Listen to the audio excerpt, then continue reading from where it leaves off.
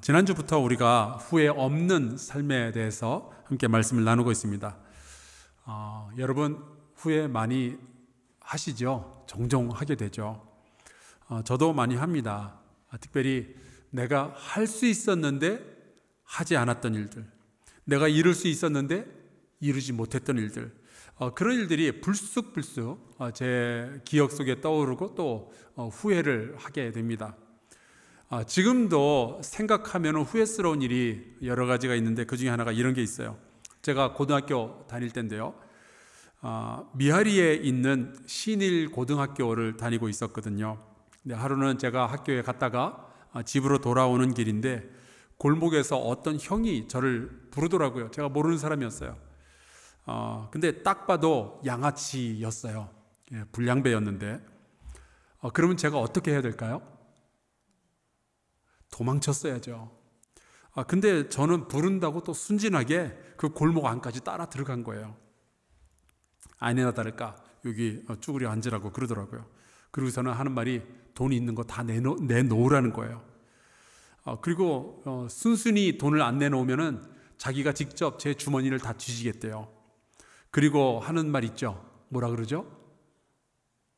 뒤져서 돈 나오면 10원에 한 대씩. 어떻게 아세요? 근데 그 형이 친절하게 계산까지 다 해주더라고요. 만약에 1,000원 나오면 너 100대 맞는 거야.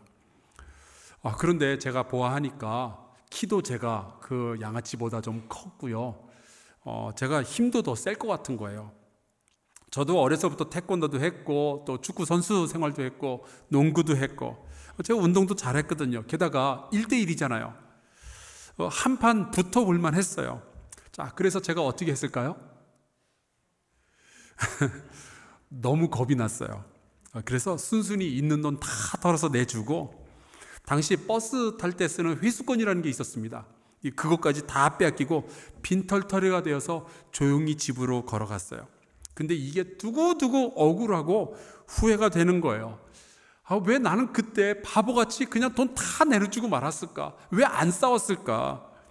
불의한 일을 당하면서도 왜 나는 항의하거나 도망치거나 싸우거나 그러지 않고 시키는 대로 바보같이 그 돈 다 내주고 그랬을까? 후회가 돼요. 근데 우리가 살다 보면은 그럴 수도 있죠. 이런데 겁이 나서 그럴 수 있잖아요. 실수하고 실패하고 그러는 거는 살다 보면은 늘 있을 수 있는 일입니다. 어쩌면 우리의 인생 가운데 옵션처럼, 필수 옵션처럼 그냥 포함되는 것이라고 볼 수 있어요. 아니, 세상에 실패 없는 인생이 어디 있겠어요? 흔들리지 않고 피는 꽃이 어디 있겠어요? 그런데 저는요, 지금까지 살아오면서 최선을 다했는데도 실패로 끝난 그런 일은 후회가 되지 않아요. 제가 후회스러운 것은요, 최선을 안 다해서 실패로 끝난 일들이에요. 요한복음 19장에 보면은 예수님께서 이제 십자가에 달려서 고통스럽게 죽어가시는 그러한 이야기가 기록되어져 있어요. 그런데 그 19장을 읽으면서 그런 질문이 떠올라요. 예수님은 십자가에 달려서 죽어가실 때 후회하셨을까요? 여러분 어떻게 생각하세요? 33살의 젊은 나이에 십자가에 달려서 그렇게 일찌감치 죽는다는 것을 생각하면서, 혹은 그렇게 3년 동안 동고동락하고 사랑했던 그 제자들이 선생님 된 예수님을 다 버리고 뿔뿔이 흩어져서 도망치는 것을 보면서, 혹은 십자가 주변에 서 있는 사람들이 예수님을 바라보면서 모욕하는 그 소리들을 다 들으면서, 혹은 십자가 밑에서 사랑하는 아들이 죽어가는 모습을 바라보는 어머니 마리아를 쳐다보면서 예수님은 내가 세상에 괜히 왔다 후회하셨을까요?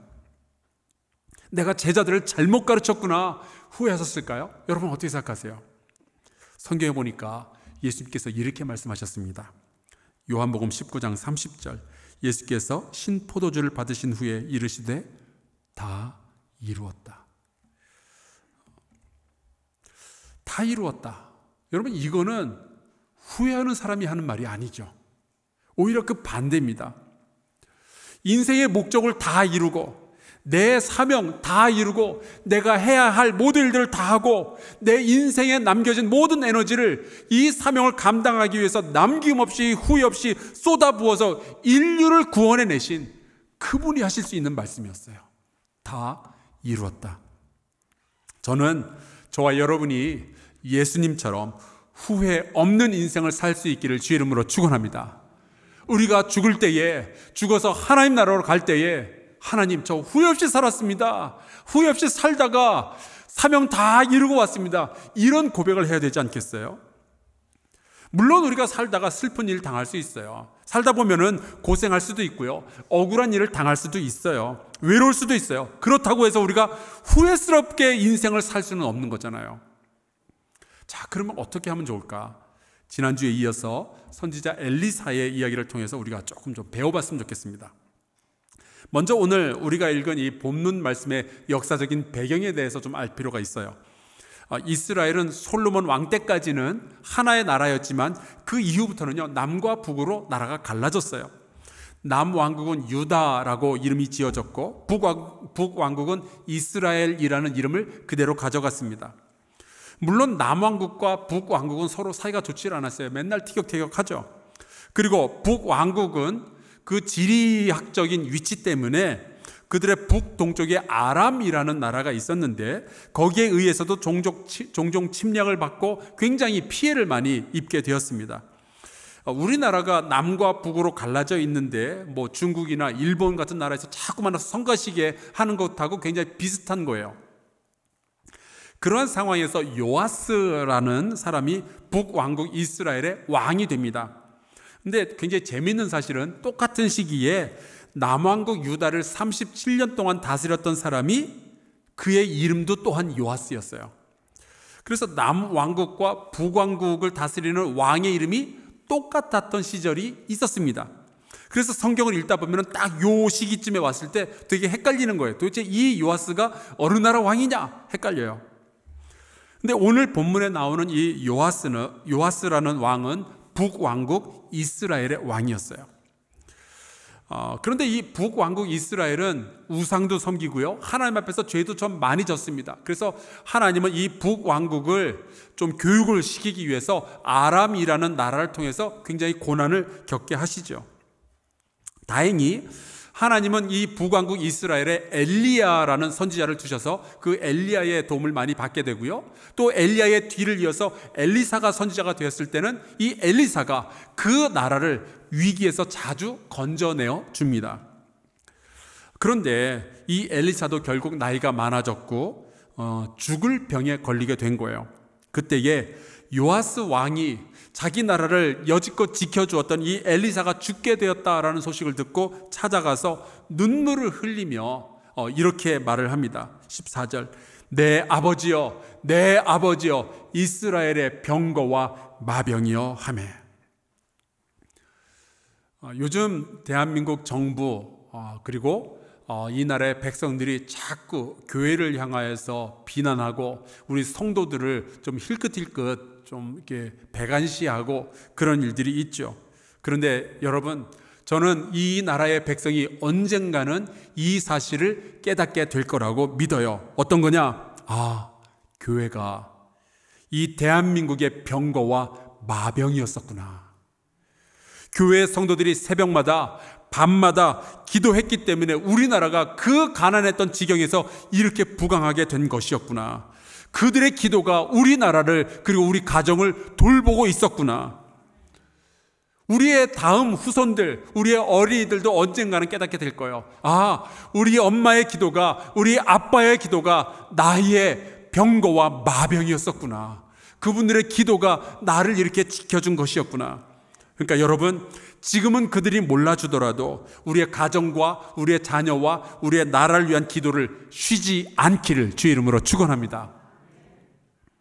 그런데 말씀해 보니까 이렇게 병상에 누워서 죽어가던 엘리사가 병문안을 왔던 요아스 왕에게 굉장히 좀 이상한 일을 요구를 해요. 우선 활하고 화살들을 가지고 오라는 겁니다. 그리고는 동쪽 창문을 열고 그 창문 너머로 화살을 하나 쏘아보내라 라고 말을 해요. 그래서 요아스 왕은 순순히 이제 선지자 엘리사가 시키는 대로 하죠. 자, 이게 무슨 의미일까 했더니 선지자가 해석을 해줍니다. 17절, 엘리사가 이르되 이는 여호와를 위한 구원의 화살, 곧 아람에 대한 구원의 화살이니 왕이 아람 사람을 멸절하도록 아벡에서 치리이다 하니라. 그러니까 하나님께서요, 이 요아스 왕을 위해서 그리고 이스라엘을 위해서 완벽한 승리를 준비하셨다는 거예요. 할렐루야죠. 하나님께서 여러분을 위하여서도 이러한 승리를 준비하고 계시는 줄로 믿습니다. 그런데 이 엘리사 선지자가 한 가지 일을 더 시킵니다. 18절에 보니까 이번에는 요아스 왕 보고 화살통에 담겨져 있는 이 화살들을 잡으라는 거예요. 아마 한 뭉치 한 주먹을 잡았겠죠. 그랬더니 이번에도 뭔가 의미심장한 일을 시키려고 하는 게 분명한데 엘리사 선지자가 이렇게 말합니다. 그 화살들 가지고 땅을 치소서. 자, 여기서 우리 잠깐 좀 멈추고 생각을 해봅시다. 선지자가 몇 번 치라고 말을 하고 있나요? 3번은 결과였고요. 사실은 선지자는 아무 말 안 했어요. 그냥 치라고만 했죠. 그죠? 그러면은 요아스 왕은 이 화살을 붙잡고 땅을 몇 번 치는 게 좋을까요? 7번도 나왔어요. 이게 아마 왕은 고민했을 거예요. 이거 몇 번 쳐야 되나?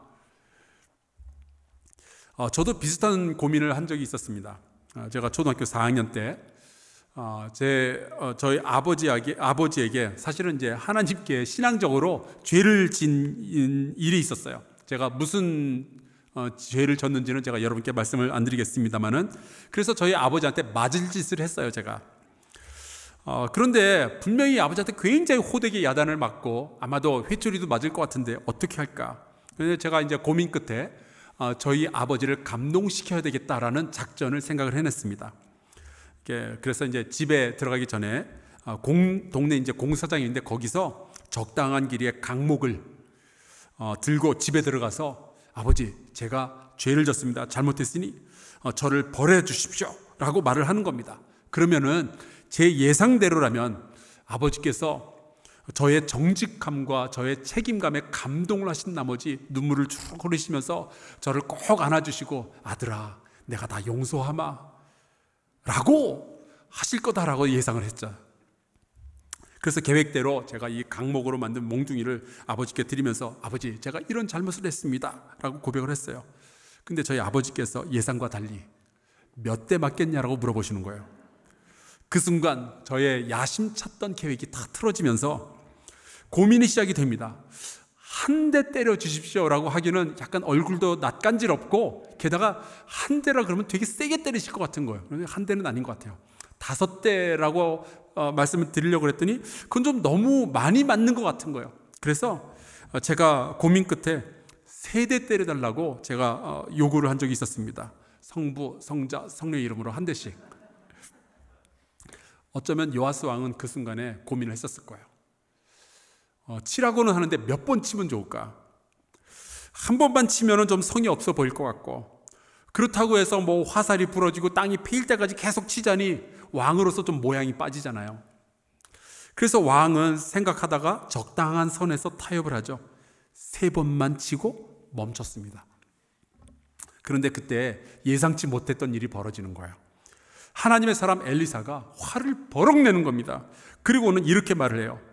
하나님의 사람이 노하여 이르되 왕이 6번을 칠 것이니이다. 그리하였다면 왕이 아람을 진멸하기까지 쳤으리이다. 그런즉 이제는 왕이 아람을 3번만 치리이다 하니라. 이 말씀을 읽으면 좀 황당해요. 아니, 어떻게 한 나라의 운명이 왕이 화살로 땅을 몇 번 쳤냐 가지고 결정이 되냔 말이에요. 그리고 그게 그렇게 연결되는 거라면은 엘리사 선지자가 미리 좀 얘기 좀 해주면 얼마나 좋아요. 이게 한 번 칠 때마다 한 번 전제에서 승리하니까 6번 정도 치시라고 미리 얘기를 해주면은 쳤겠죠.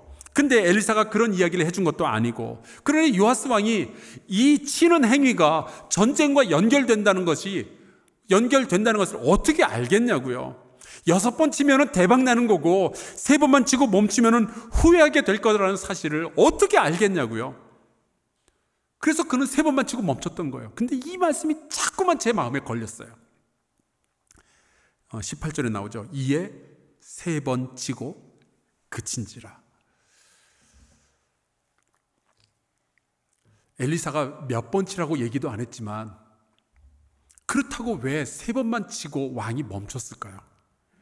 물론 요아스 왕이 좀 피곤했을 수도 있어요. 아니면은 자기 왕의 체면 때문에 치랜다고 이렇게 두들기는 것도 좀 이상하니까 그만 멈췄을 수도 있어요.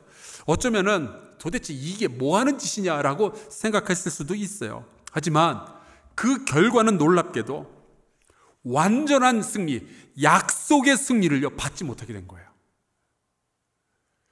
그는 아마 요아스 왕은요, 아마 이를 두고 죽을 때까지 후회를 했을 거예요. 내가 왜 그때 3번만 쳤을까? 만약에 내가 최선을 다해서 그만 치라고 할 때까지 쳤더라면 내가 나의 백성 몇백 명이라도 더 살릴 수 있었을 텐데 내가 왜 그때 3번만 치고 멈추었을까? 저는 이 요아스의 화살 이야기를 묵상하면서 이런 생각이 자꾸만 드는 거예요. 스스로에게는 혹은 남들에게는 내가 운이 없어서 이번에는 실패했다라고 말하지만 사실은 힘들어서 포기해버린 일들이 얼마나 많을까 하는 거예요.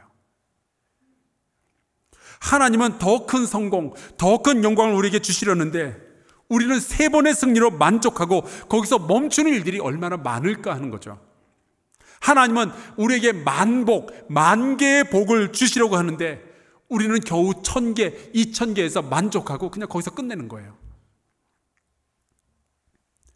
생각해보면 하나님이 우리의 아버지시라고 고백하면서 그분이 우리의 앞길을 인도하신다라고 하면서 우리는 너무 조금만 기대하고 너무 조금만 기도하고 너무 조금만 노력하고 너무 조금만 헌신하는 일들이 너무 많은 거예요.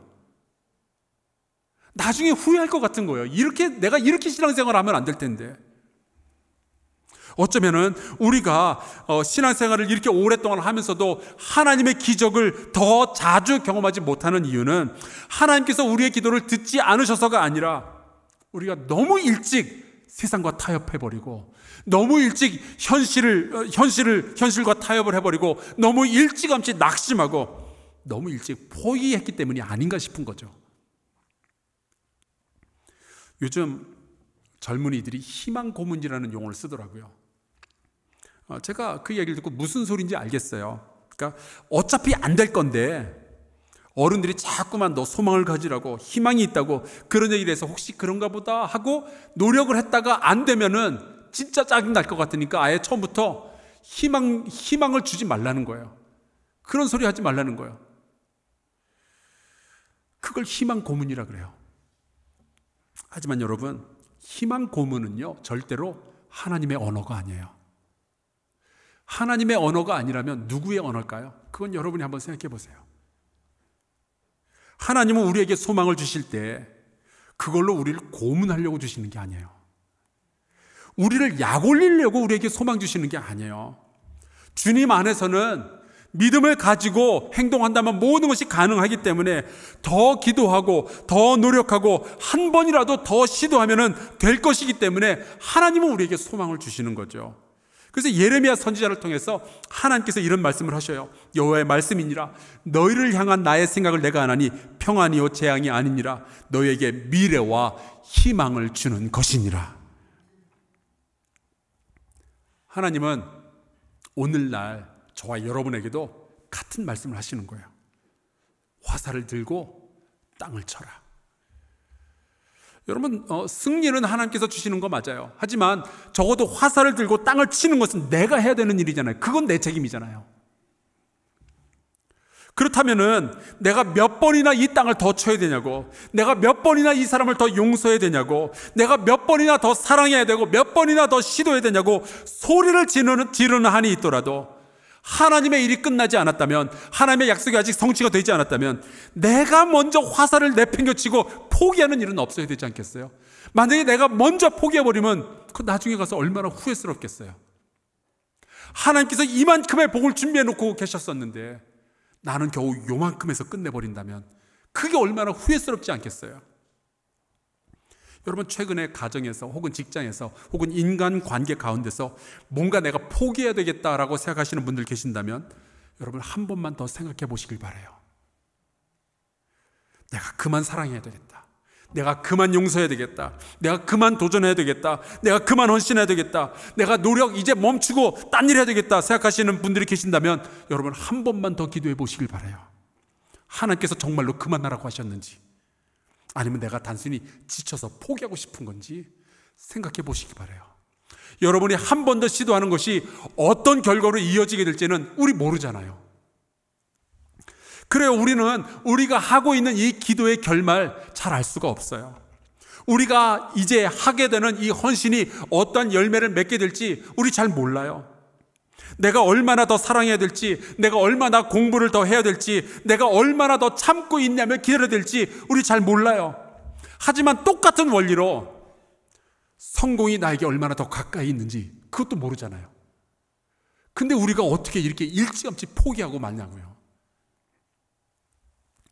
그런데 너무나도 많은 사람들이, 너무나도 많은 신앙인들이 요아스 왕처럼 제대로 시도도 해보기 전에 중간에 멈추는 거예요.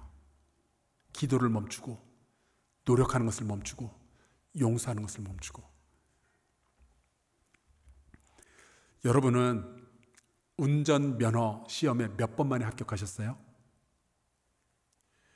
저는 한국에서만 자그마치 5번 떨어졌어요. 근데 제 아내는 한 번에 붙었다 그러더라고요. 그에 비하니까 제가 되게 바보 같아 보이는 거예요. 근데 여러분, 제가 바보 같아 보이지만 정말 지혜롭게 행동한 것이 하나 있어요. 뭔지 아세요? 6번째 시험을 봤어요. 그리고 합격했고요, 면허증을 땄고요, 지금도 운전하고 다녀요. 만약에 제가 5번째 안 되는 거구나라고 포기했더라면 정말 후회하면서 살았을 거예요. 누가복음 18장에 보면은 주님께서 이런 말씀을 하십니다. 예수께서 그들에게 항상 기도하고 낙심하지 말아야 할 것을 비유로 말씀하여.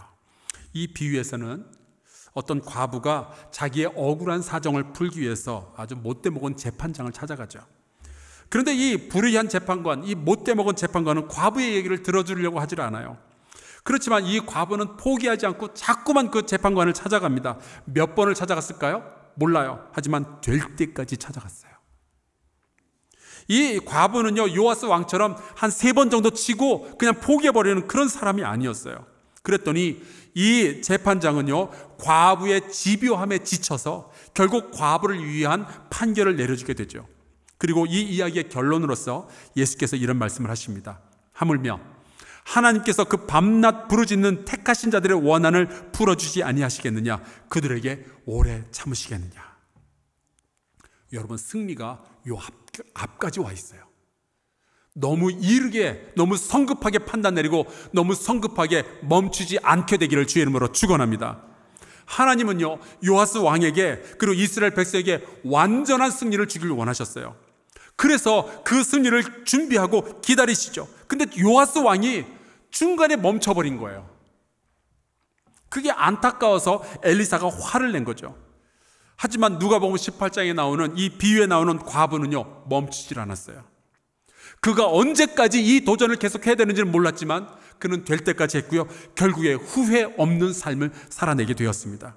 그래서 그의 이야기가 예수님의 말씀 속에서 모든 순간에 앞이 보이지 않아도 최선을 다하여서 하루하루를 살아가는 신앙인의 모델이 된 거예요. 사도 바울이 데살로니가 후서 3장 13절에 뭐라고 하는지 아십니까? 형제들아, 너희는 선을 행하다가 낙심하지 말라. 저는 이 요아스 왕의 화살 이야기를 묵상하면서 요즘 우리 한사랑교회에서 진행 중인 이 다음 세대를 위한 교육관 리모델링을 생각하게 되었어요.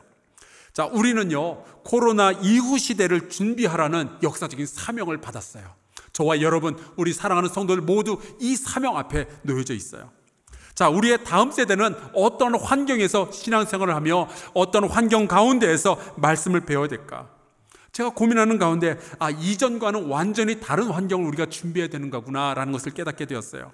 예전에는 이 교육 공간이라는 것이 주일날 한 번 아이들이 와서 1시간 예배드리고 그냥 사라지는 일주일 내내 텅 빈 공간으로 남겨지는 공간이었는데요, 이제는 머무를 수 있는 공간을 준비하고 있어요.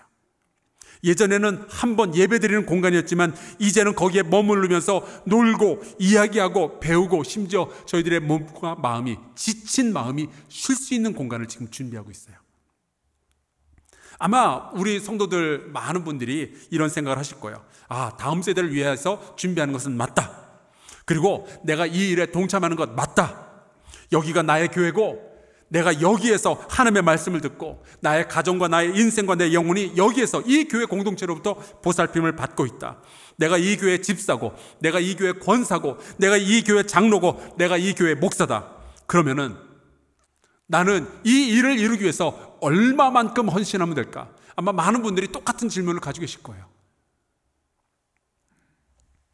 하나님은 나에게 이 화살로 땅을 몇 번이나 치길 원하시는가? 그리고 내가 하는 이 행동이 나의 미래에 어떤 영향을 끼치게 될까? 우리는 모르죠. 우리 성도 여러분, 지금까지 살아오면서 신앙생활 하시면서 교회 건축 혹은 교회 리모델링 이런 거 몇 번이나 경험해 보셨어요? 이런 일이요, 우리의 인생 가운데 자주 오는 일이 아닙니다. 아마 어떤 분에게는 평생에 한 번 있을까 말까 하는 일이에요. 그렇다면 이런 일이 우리 앞에 놓여졌을 때, 이 삶이 우리에게 주어졌을 때 우리는 얼마만큼 헌신하면 될까요? 많은 분들이 고민할 거예요. 내가 어느 수준까지 헌금을 해야 될까? 내가 어느 정도 헌신해야 나중에 주님 앞에서 나 후회 없이 헌신했어요 라는 말을 할 수 있을까? 하나님께서 요아스의 화살을 지금 우리 손에 쥐어준 거예요. 우리 몇 번이나 두들기면 될까요? 몇 주 전에 우리 장로님들 가운데 두 분께서 각각 서로 모르는 상황이었던 것 같아요. 한 주 동안에 리모델링을 위해서 사용해달라면서 헌금을 두 분이 하셨는데 두 분의 헌금을 합하니까 9천만 원 정도가 되더라고요.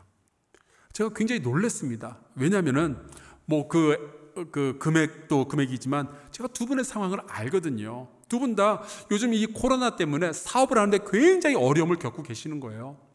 매일 새벽마다 나와서 기도하시면서 이 사업을 붙잡고 눈물을 흘리시는데 내가 그거 다 알고 있잖아요. 그런데 그렇게까지 헌신을 하시는 거예요. 그러니까 요아스 왕처럼 적당한 수준이 어디쯤일까? 그거 가지고 고민하는 게 아니라 정말 남김없이 주님과 교회를 위해서, 그리고 이 다음 세대를 위해서 자기 재정을 왕창 쏟아 부으시는 거예요. 제가 그분들을 보면서 이런 생각을 했어요. 저분들은 세상 떠나실 때 후회가 없겠다. 장로로서 자기 삶에 최선을 다했잖아요. 여러분, 사도 바울이 갈라디아서 6장 9절에 뭐라고 말씀하는지 아십니까? 우리가 선을 행하되 낙심하지 말지니 포기하지 아니하면 때가 이름에 거두리라. 여러분, 우리가 이렇게 헌신한 것이 미래에 어떤 결과를 낳게 될까요? 우리가 포기한 것이 미래에 어떤 결과를 낳게 될까요? 우리는 몰라요. 하나님이 알고 계시겠죠. 우리가 최선을 다해서 이 주님의 일에 참여한 것이 우리의 가정에게는, 우리의 자녀들에게는 어떠한 복으로 연결이 될까요? 어쩌면 여러분이 이번에 최선을 다한 것이 여러분의 자녀가 30년, 40년 후에 성공하는 결과로 이어질지도 몰라요. 여러분이 적당한 선에서 타협하고 멈추지 않은 것이 여러분의 가정, 여러분의 사업에 완전한 승리를 가져오게 될지도 몰라요. 아니면은 우리가 적당한 선에서 그냥 타협하고 포기하고 멈춰버린 것이 하나님께서 여러분과 여러분의 가문을 위해서 준비해 놓으신 완전한 승리를 놓치게 되는 결과를 낳게 될지도 모르죠. 적어도 하나는 제가 말씀드릴 수 있을 것 같아요. 후회 없이 헌신했으면 좋겠어요. 저는 우리가 요아스 왕처럼 미래를 잘 알 수 없다고, 내가 이렇게 하는 것이 무슨 도움이 되겠냐고, 무슨 소용이 있겠냐면서 적당한 선에서 타협하고 포기하지 않게 되기를 주의 이름으로 축원합니다. 여러분, 요아스 왕이 화살로 땅을 3번 치고 멈췄을 때 당황했던 것은 엘리사 선지자만이 아니었어요. 하나님도 당황하셨을 거예요. 왜? 완전한 승리를 주시려고 준비하고 계셨는데 이 사람이 화살을 3번만 치고 3번의 승리만으로 그는 끝을 내버린 거예요. 결국 요아스는 3번의 전투에서 승리를 합니다. 하지만 그가 3번째 전투에서 승리했을 때 그는 기뻐했을까요? 후회했을까요? 후회했겠죠. 내가 왜 더 치지 않았을까? 내가 왜 3번 만에 멈추고 말았을까? 나는 왜 하나님 앞에서 더 기대하지 않았을까? 나는 왜 더 도전하지 않았을까? 제가 소망하는 것이 있어요. 우리가 수명이 다해서 나의 이 땅에서 신앙생활 다 끝내고 그리고 이 세상을 떠나게 될 때 주님 앞에 서서, 주님, 저는 이 한사랑교회에서 신앙생활하면서 최선을 다했습니다. 소망이 보이지 않는 것 같은 그 순간에도 기도하고 노력하고 시도하고 도전했습니다. 제가 비록 어려운 인생, 어려운 시절을 살았지만 적어도 나는 주님 주신 그 소망을 붙잡고 더 나은 미래를 만들기 위해서 끝까지 싸우고 끝까지 노력하다가 왔습니다. 여러분, 우리가 이런 말을 할 수 있어야 우리가 후회 없는 인생을 살게 되는 것 아니겠어요? 사랑하는 성도 여러분, 우리는 다 요아스의 화살을 쥔 사람들이에요. 우리에게 주어진 사명이 있어요. 내가 이번에 하는 이 헌신이 나의 교회에, 우리의 다음 세대에, 내 가정에, 내 사업에 어떤 영향을 끼치게 될지는 아무도 모릅니다. 그런데 완전한 승리를 우리에게 약속하시는 그 하나님의 그 놀라운 섭리, 우리가 받아야 되지 않겠어요? 그 복 우리가 받아서 누려야 되지 않겠어요? 여러분, 하나님께서 준비하신 복이 있는데 적당한 선에서 멈추는 것이 아니라 더 기도하고 더 도전하고 더 열망하고 더 시도하고 더 헌신하는, 후회 없이 살아가는, 후회 없이 신앙생활하는 저와 여러분 될 수 있기를 주의 이름으로 축원합니다. 우리 같이 찬송가 460장 부르고 잠시 좀 기도하는 시간을 가지려고 해요. 하나님, 우리가 현실이라는 거대한 벽 앞에서 너무 빨리 무릎 꿇지 않게 하여 주옵소서. 주님의 도우심 안에서 충분히 이길 수 있었던 이 싸움 미리 포기하지 않게 하여 주옵소서. 같이 우리 찬송하고 기도하도록 하겠습니다.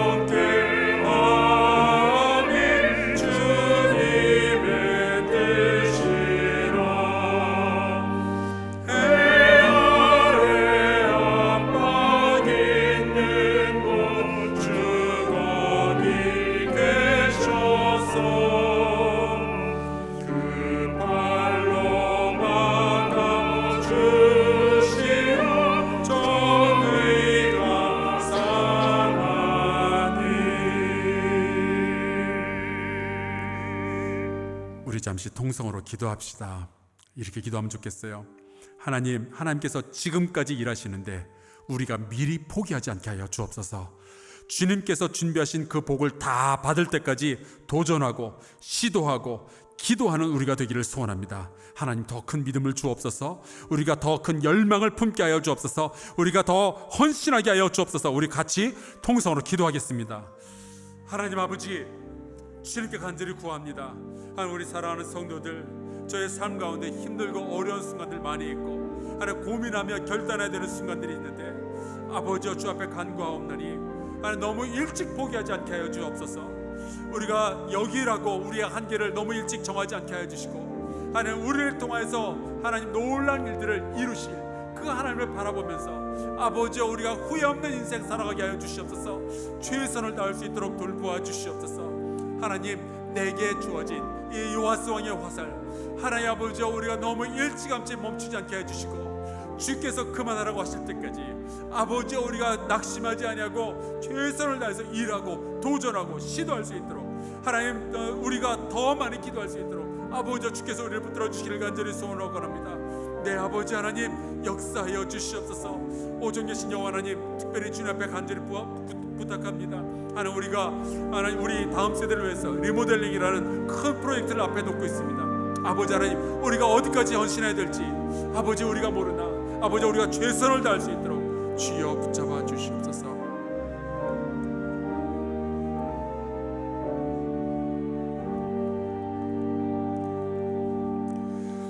하나님 아버지, 주께서 우리 성도들의 삶을 위하여서 승리를 예비하고 계시는 줄로 믿습니다. 그 승리의 순간이 오기까지 최선을 다해서 싸우고 시도하고 기도하게 하여 주옵소서. 미래가 분명하게 우리의 눈에 보이지 않아도 주님을 의지하며 오늘 하루 최선을 다해서 살아가게 하여 주옵소서. 때로는 실패가 우리의 인생을 아프게 할지라도 낙심치 않게 하여 주옵소서. 다시 일어설 수 있게 하시고 다시 도전할 만한 용사의 마음을 우리에게 허락하여 주옵소서. 하나님, 우리 성도들이 다음 세대를 위해서 헌신하려고 합니다. 우리에게 용기를 허락하여 주셔서 최선을 다하게 하여 주시고, 하나님, 요아스 왕처럼 후회스러운 인생 살지 않도록 돌보아 주시옵소서. 예수 그리스도의 이름으로 기도하옵나이다. 아멘.